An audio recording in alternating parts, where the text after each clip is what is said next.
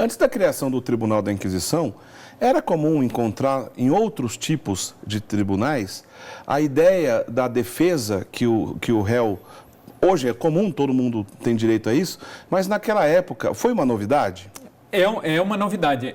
Aliás, a sociedade ocidental ela deve isso à Igreja.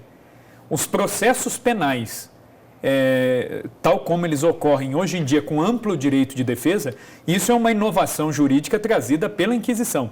Né? Inclusive, né, diferente do que a gente vê muito nos filmes ou em certa literatura mais afetada, o Tribunal da Inquisição ele era um tribunal muito simples, né, muito sóbrio. Né?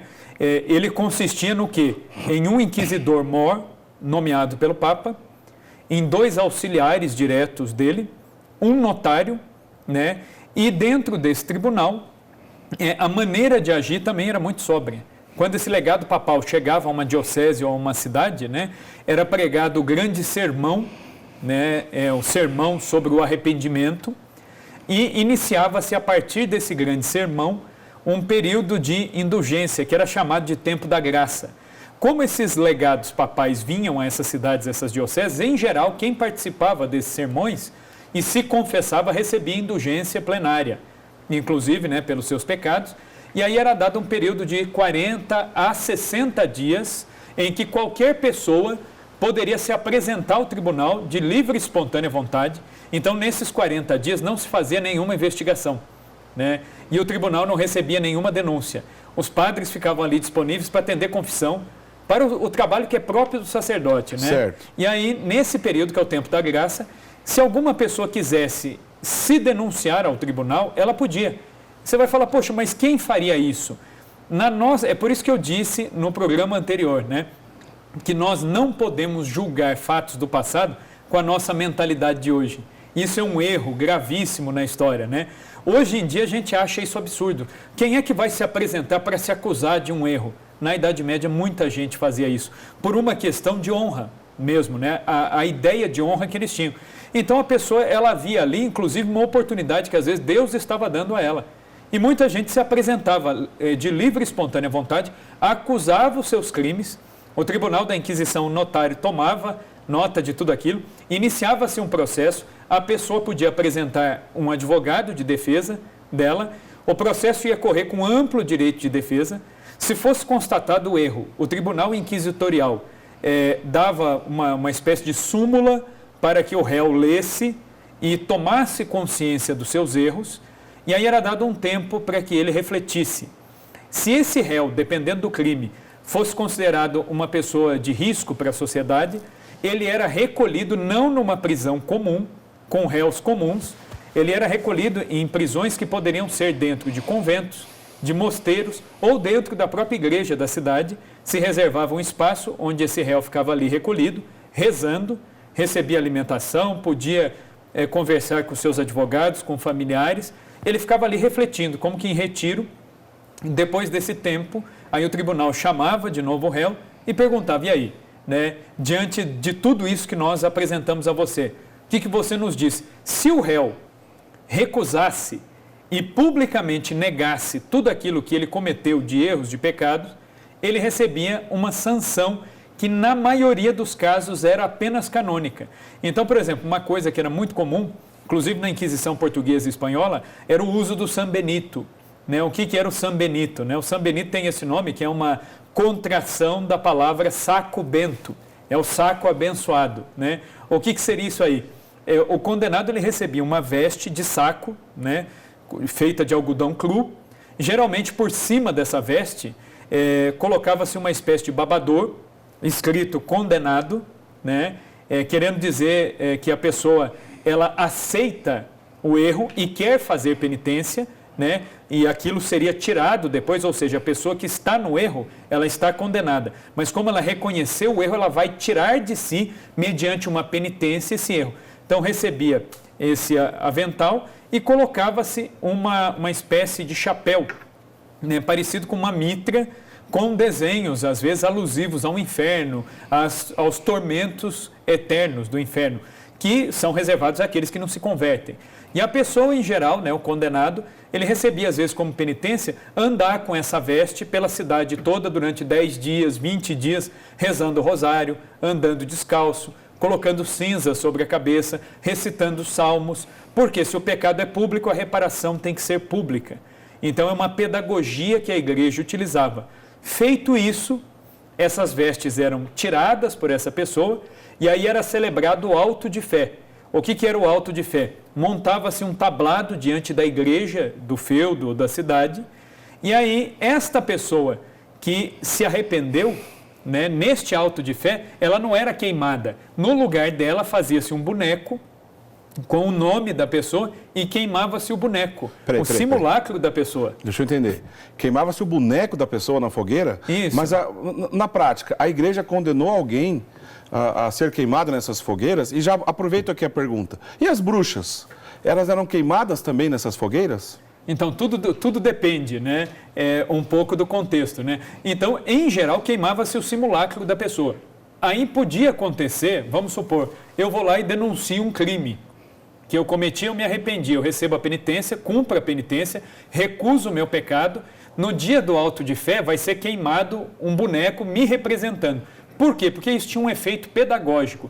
O auto de fé consistia numa pregação, né, no convite a toda a população da cidade para que se confessasse, para que vivesse de acordo com os mandamentos de Deus, da igreja, mantendo inclusive a ordem social. Então tinha também um papel social isso, por isso que os reis gostavam de celebrar isso aí, porque é uma maneira de manter a paz social também, num contexto de igreja unida ao Estado.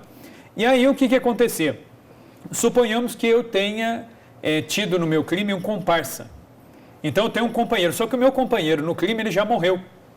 Então, se esse pecado foi denunciado por mim, é verdade, eu reconheço, eu garanto isso, o que se tinha que fazer nesse auto de fé? Tinham que ir até o cemitério, desenterrar essa pessoa, então seria queimado um boneco me representando e os ossos do defunto seriam queimados na fogueira também. Então o defunto passa pelo auto de fé, até como uma maneira de servir como sufrágio, caso ele tenha morrido arrependido, é uma espécie de oração até pela sua alma. E se morreu impenitente, é uma maneira pedagógica de dizer que aqueles que morrem em pecado vão para as chamas eternas. Então, é uma maneira de a igreja dizer, se você não se arrependesse, seria você que seria queimado já nessa vida, né, pelo braço secular, e depois na outra, no inferno. Então, era algo que impressionava muito, mas tinha esse caráter pedagógico. Agora, você perguntou das bruxas, né? Muita gente fala das bruxas que foram queimadas e tal. Aí, uma coisa que a gente precisa deixar bem distinto, assim. Essa caça às bruxas, em países católicos, ela foi muito menor do que em países protestantes, tá? Pessoas que se dedicavam a satanismo, pacto com o demônio, ocultismo, tentativas de conhecimento do futuro, poderiam ser denunciadas por bruxaria.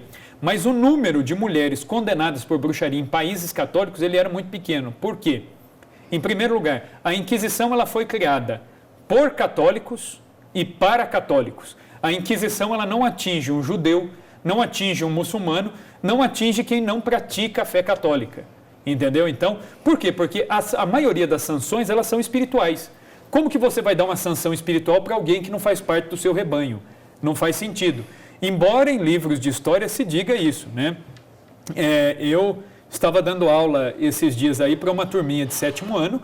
No livro didático que eu uso na escola, estava lá escrito textualmente para as crianças lá, que a Inquisição espanhola perseguiu judeus e muçulmanos, o que é um disparate, porque não tem como a Inquisição punir e exigir sanções de judeus ou muçulmanos que não têm a mesma fé da Igreja Católica. Agora, o que a Inquisição poderia fazer, e isso a Inquisição na Espanha fez, foi investigar casos dos chamados cristãos novos. Eram judeus que se convertiam ao catolicismo, às vezes por conveniência, né, por uma conveniência política, social, para conseguir algum benefício, porque, por exemplo, na Espanha, quem era judeu e quem era muçulmano não tinha acesso a cargo público. Não poderia se casar com gente de família católica, tinha a questão da linhagem e da pureza de sangue. Então, às vezes, para conseguir algum benefício, o indivíduo tinha uma falsa conversão. Para citar um caso famoso, há uma certa desconfiança, inclusive, em relação ao bisavô de Santa Teresa d'Ávila. O bisavô de Santa Teresa d'Ávila, a gente sabe, historicamente, ele era judeu e se converteu ao cristianismo para poder ter essa limpeza de sangue e promover casamentos com pessoas ali da baixa nobreza espanhola. Certo. Né? Bisavô de Santa Teresa. O próprio pai de Santa Teresa, ele recebia o apelido de Toledano, né? O pai de Santa Teresa era um católico devoto, um homem santo, inclusive, né? Mas ainda no tempo dele, pairava uma certa dúvida se a conversão era tinha real sido de real, aparência. né? Tanto é que ele teve que se mudar de Toledo, porque todo mundo conhecia a história do avô dele, né, que era uma conversão que não tinha sido muito firme. Então, tanto é que o pai de Santa Teresa, ainda jovem, ele se muda de Toledo para Ávila, justamente para fugir desse histórico familiar. Então, isso a Inquisição até poderia investigar, mas perseguir judeus a Inquisição não perseguia. Agora, essa questão da bruxaria, ela foi algo muito mais recorrente em países protestantes. Basta a gente ver o famosíssimo caso nos Estados Unidos das bruxas de Salem, né, que é famosíssimo, tem até um museu lá das bruxas de Salem. Elas foram mortas pela Inquisição. Mas por qual Inquisição? A protestante, né? Não precisamos ir muito longe, não. Basta a gente pegar a enciclopédia Larousse. Na enciclopédia Larousse, né, que é uma enciclopédia escrita majoritariamente por autores protestantes, o que acontece? Na Larousse nós vamos ver os números da Inquisição protestante. E se a gente comparar esses números com os números da Inquisição católica, a Inquisição católica ela tem números infinitamente menores. Então, alguns historiadores, propositalmente, eles inflam esses números da Inquisição católica. Sendo que a Inquisição protestante, se a gente pegar o número de pessoas que os huguenotes mataram, por exemplo, né, na Escócia ou em outras localidades, é algo assim absurdo, né? Então, mesmo essa questão da bruxaria, só se podia condenar uma mulher se ela fosse de fato católica e houvesse uma comprovação dessas práticas ocultistas, né?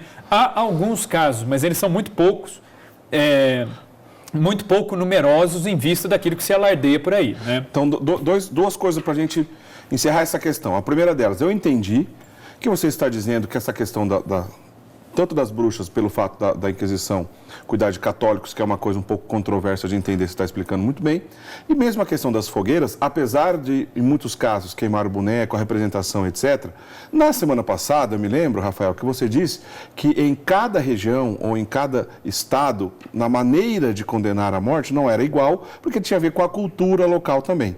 Então, eu entendi que você não está negando que algumas pessoas foram queimadas uma vez que passaram pelo Tribunal da Inquisição e ao entregar para o Estado, houve ali uma condenação à morte também pela fogueira. Está certo pensar isso? Sim, sim. Nós não podemos também negar a ação excessiva, às vezes, de alguns filhos da igreja. Ok. Né? Aí que eu acho que entra o X da questão, que muita gente, quando fala assim, a igreja católica promoveu. Pera lá, a igreja promoveu? Você dizer que a igreja promoveu, você está dizendo que o magistério da igreja definiu isso como algo de fé, que você tem que queimar o herege. Isso nunca foi definido. Nós temos que separar muito bem, quando a gente estuda qualquer coisa da igreja católica, o que é doutrina e o que é disciplina da igreja. A doutrina não muda. A doutrina faz parte do depósito da fé, confiado por nosso Senhor Jesus Cristo aos apóstolos e aos legítimos sucessores de São Pedro, né, aos papas e aos bispos em comunhão com ele. Ponto final. Isso é o depósito da fé. Isso é composto pela Sagrada Escritura, pela tradição da igreja e pelo magistério, né, vivo aí da igreja. Então, quer dizer, isso não se mexe.